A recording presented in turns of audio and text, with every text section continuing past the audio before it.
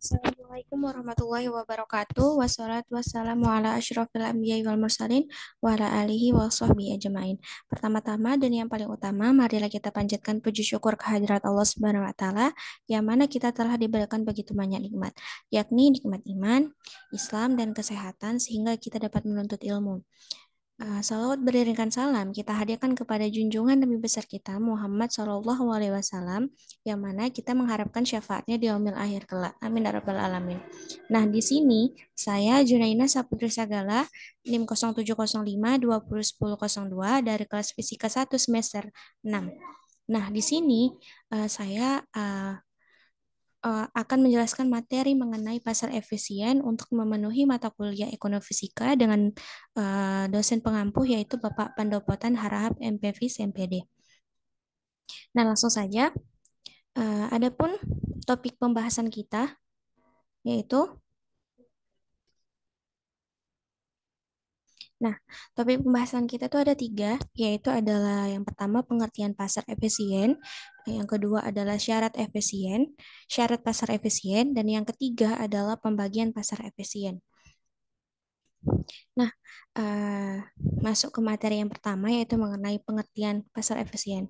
Nah, jadi pasar efisien itu adalah sebuah konsep dalam teori keuangan yang menggambarkan pasar di mana harga aset secara cepat dan akurat mencerminkan seluruh informasi yang tersedia. Dalam pasar efisien, harga aset yang diperdagangkan di pasar dianggap adil dan mencerminkan nilai sebenarnya dari aset tersebut. Nah, pasar efisien didasarkan pada gagasan bahwa dalam kondisi pasar yang efisien, semua informasi yang relevan dengan aset, seperti informasi keuangan, berita, dan faktor-faktor fundamental lainnya, telah tercermin dalam harga aset ini. Ini berarti bahwa tidak ada peluang untuk mendapatkan keuntungan yang konsisten secara berkelanjutan dengan memperdagangkan aset tersebut berdasarkan informasi publik yang tersedia. Nah, selanjutnya yaitu mengenai syarat pasar efisien. Nah, ada beberapa syarat kondisi yang harus dipenuhi agar suatu pasar dikatakan efisien secara informasi.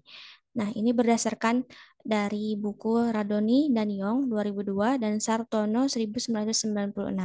Nah, yaitu yang pertama adalah informasi harus dapat diperoleh tanpa biaya dan tersedia bagi semua partisipan pasar modal pada saat yang sama.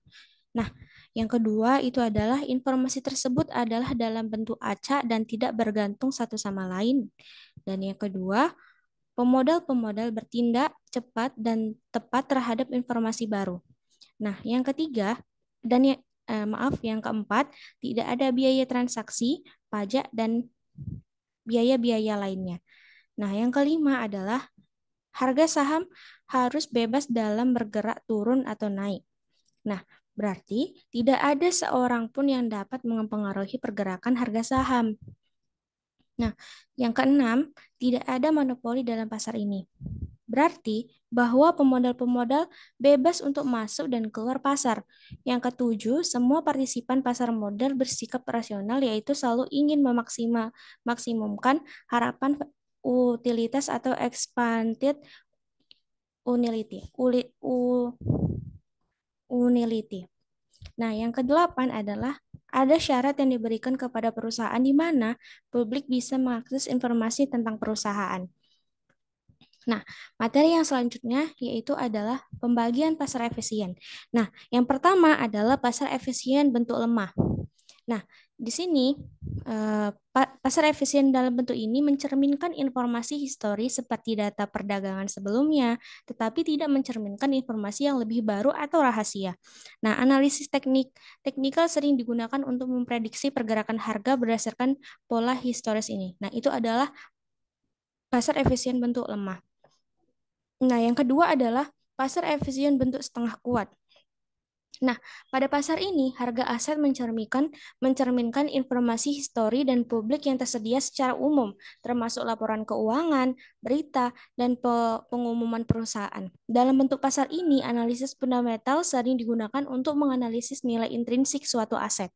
Nah, yang ketiga yaitu adalah pasar efisien bentuk kuat. Nah, Pada pasar ini, harga aset mencerminkan semua informasi yang tersedia, baik yang publik maupun yang rahasia. Dalam bentuk pasar ini, tidak ada peluang untuk mendapatkan keuntungan berkelanjutan dengan memperdagangkan aset berdasarkan informasi apapun. Nah, adapun implikasi HPE atau hipotesis pasar efisien. Nah, HPE ini memiliki implikasi yang sangat penting bagi pemodal maupun manajer. Bagi pemodal, konsep ini menyarankan bahwa strategi yang optimal adalah mencakup pemilihan tingkat risiko yang tepat, penciptaan portofolio yang sesuai dengan tingkat risiko yang diinginkan, dan meminimisasi biaya transaksi. Sedangkan bagi manajer, konsep ini menyarankan bahwa nilai perusahaan tidak ditentukan oleh transaksi pasar keuangan. Karena jika transaksi di pasar keuangan memiliki net present value atau NPV sama dengan nol. Nah, ini menurut si Kamarudin tahun 1996, bukunya pada halaman 202.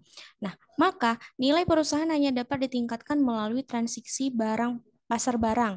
Sebagai contoh ini, MBA atau Apple Computer menjadi pemimpin perusahaan komputer karena mereka unggul di bidang desain, manufaktur, pemasaran, serta servis, dan tidak semata-mata ditentukan oleh keputusan keuangan. Mungkin itu saja yang dapat saya sampaikan mengenai pasar efisien. Mohon maaf bila ada kesalahan kata atau kekurangan materi yang saya sampaikan. Billahi taufik wal hidayah. Wassalamualaikum warahmatullahi wabarakatuh.